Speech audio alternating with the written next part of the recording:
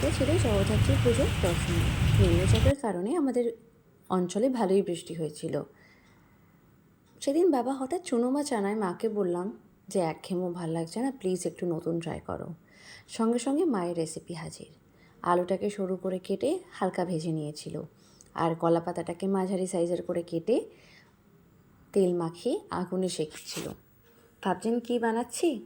বানাচ্ছে মা চুনো মাছের পাতুরি। এবার কলা পাতাগুলোকে এইভাবে একটা ননস্টিক তাওয়া বা ননস্টিক ফ্রাই প্যান যাই হোক, এইভাবে সাজিয়ে নিতে হবে। ননস্টিক ইউজ করার একটাই কারণ, যাতে তলায় লেগে না যায়।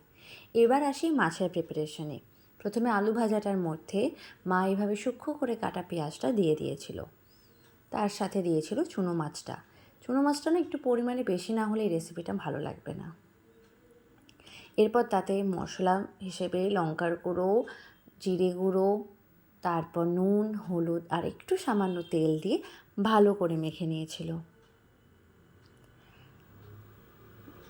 এরপর সেই কলা পাতাতে এটাকে স্প্রেড করে উপরে কাঁচা লঙ্কা চেরা দিয়ে আবার ঢেকে দিয়ে সেটাকে হাই ফ্লেমে 10 মিনিট দিয়েছিল। ঝালটা কিন্তু পুরো নিজের মতো। 10 মিনিট পর মা যখন ঢাকাটা খুললো তখন জিনিসটাকে একবার উল্টে দিল। উল্টে দেওয়ার পর এটা এরকম লাগছিল দেখতে। তারপর আবার ঢাকা দিয়ে 5 মিনিট মিডিয়াম ফ্লেমে দিলেই তৈরি চুনো মাছের পাতুরি। গরম ভাতে অবশ্যই সার্ভ করুন চুনো মাছের পাতুরি।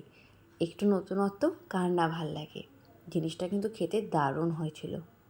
অবশ্যই ট্রাই করবেন, আর ট্রাই করে জানাবেন কেমন লাগলো। টাটা।